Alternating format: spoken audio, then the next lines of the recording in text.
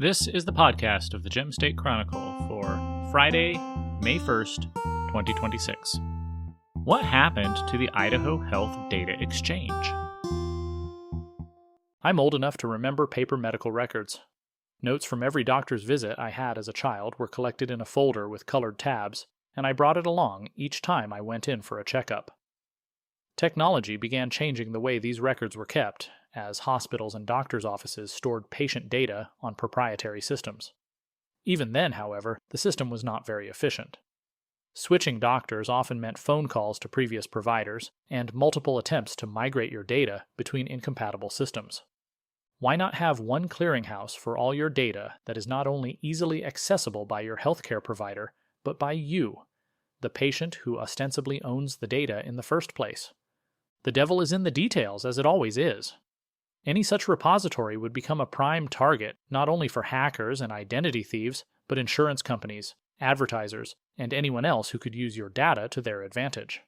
Nevertheless, in the early 21st century, the federal government decided to pursue the idea.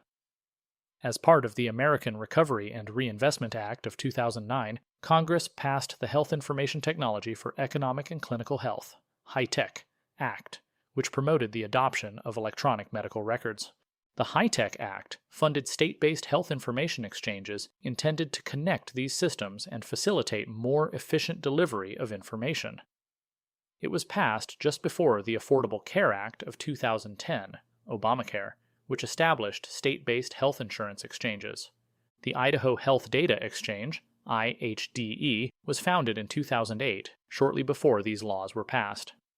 It was structured as a 501(c)(6) organization, a nonprofit entity intended to invest in technology enabling health data exchange for Idahoans. The original board of directors included the CEOs of St. Alphonsus, St. Luke's, St. Mary's, and Kootenai Medical Center, as well as representatives from Idaho Power, Regents Blue Shield, Blue Cross of Idaho, Senator Dick Compton, and Richard Armstrong, director of the Idaho Department of Health and Welfare, DHW. Armstrong was appointed to lead DHW by then-Governor Jim Risch in 2007 and stepped down in early 2017. During his tenure, he oversaw implementation of major federal healthcare changes in Idaho, including participating in early debates regarding Medicaid expansion. As far as I can tell, there was no single vote in the legislature to create IHDE.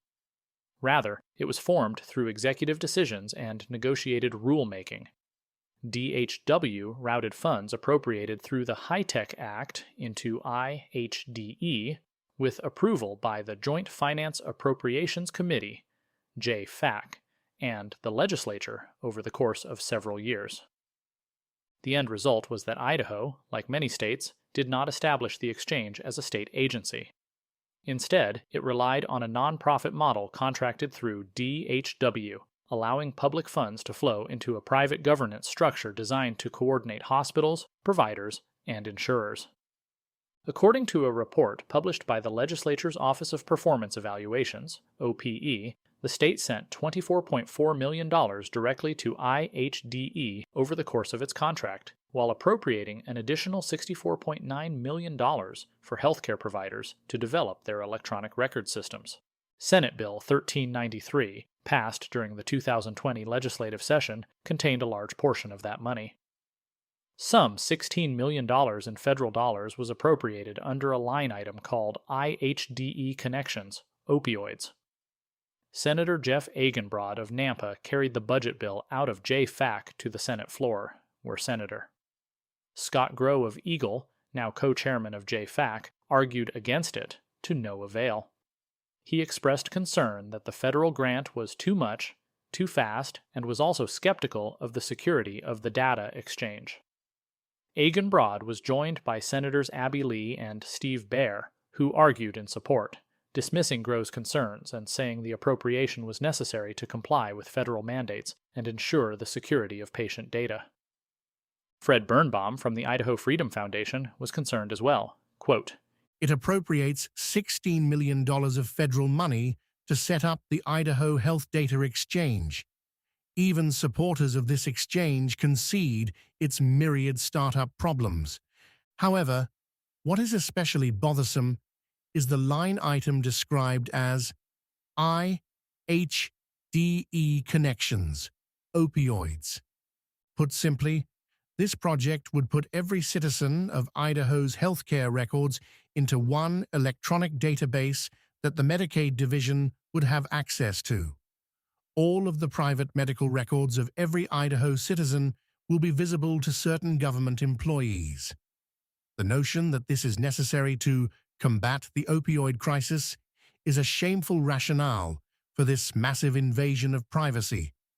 Finally, it must be noted that having everyone's medical records in one database will make it much easier to transition to a government-run healthcare system. There is no necessity for this line item to be included in the Medicaid supplemental. History appears to have validated Grove's skepticism.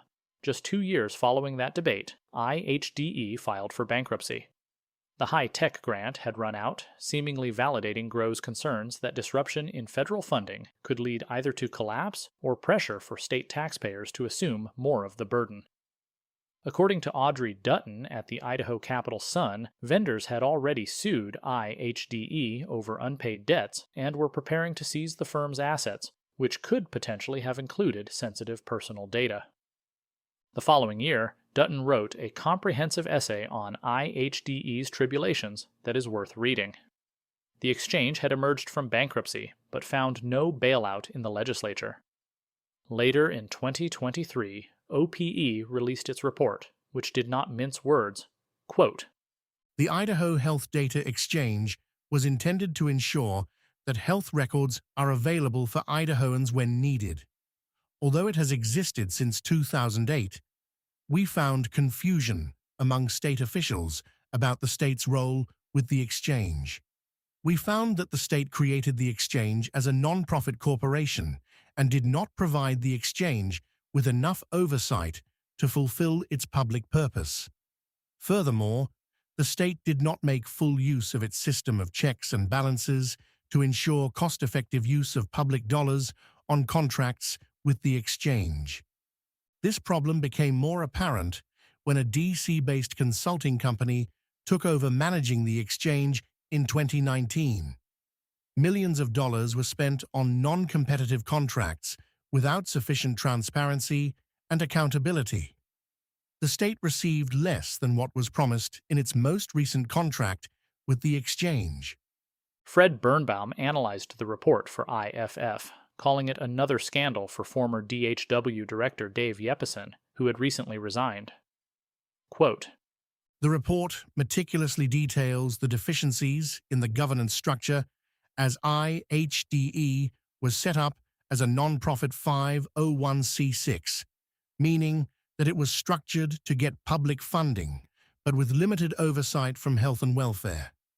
Perhaps this was intended by the cross-section of big medicine stakeholders, or was just an oversight. In any case, what we do know is that the exchange absorbed $93.3 million of public funds, 98% of which were provided by the federal government.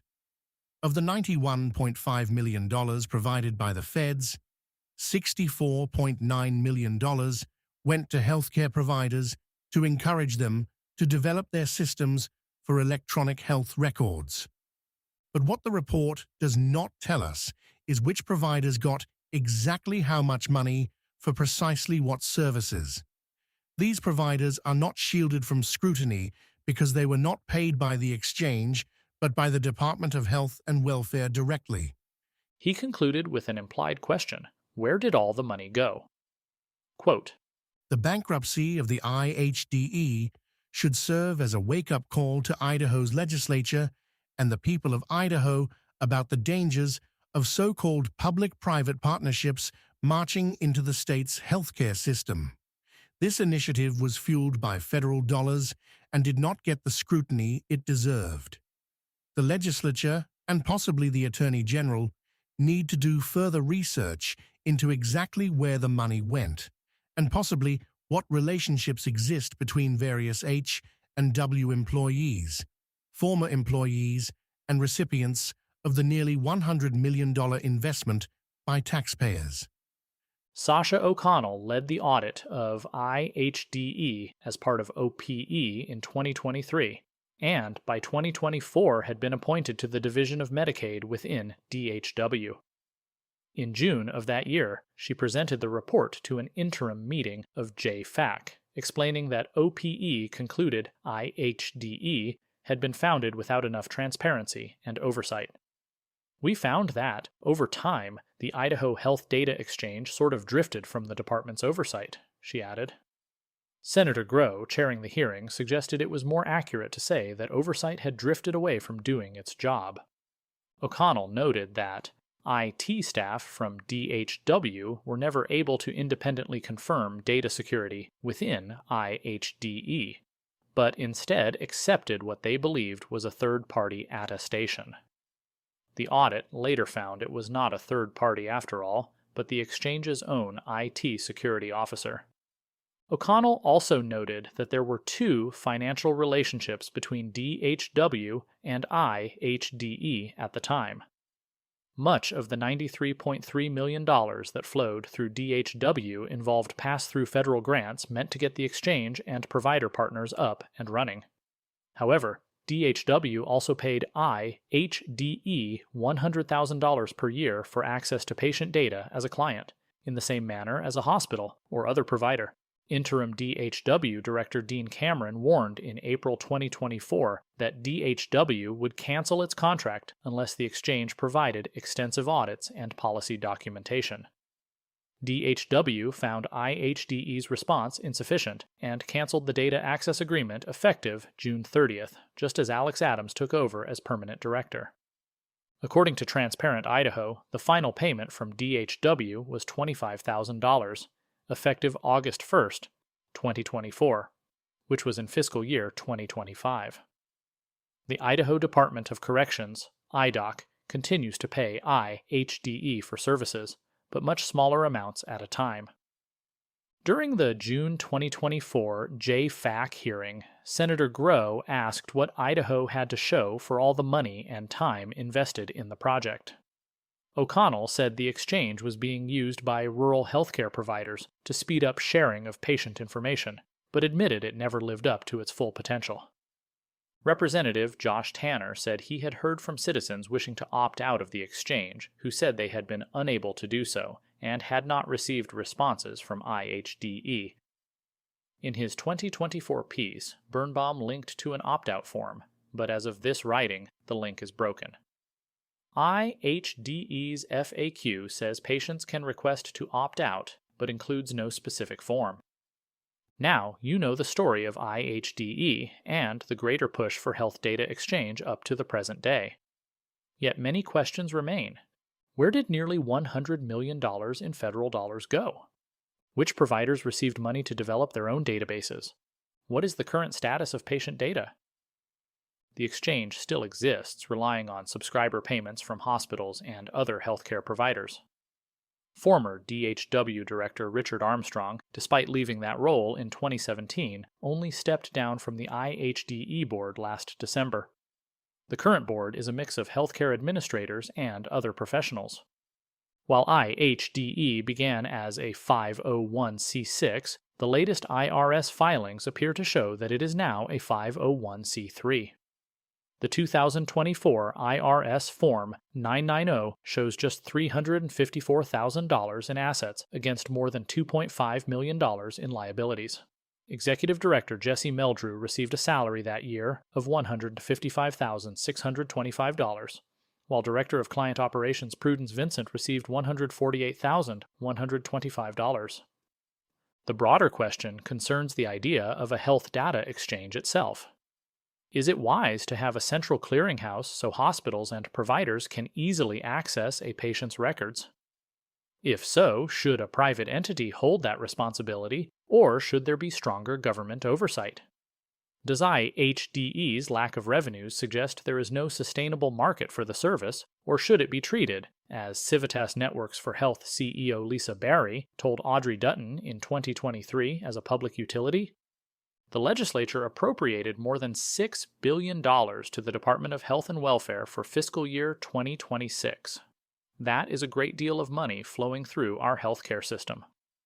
As we saw with the Full Circle Health lawsuit demanding Idaho continue paying for HIV treatments for illegal aliens, many figures and organizations have come to depend on that money, with some becoming quite wealthy from it. Such interests naturally want to keep the gravy train flowing, so it is up to us as engaged citizens to help our lawmakers be good stewards of public funds.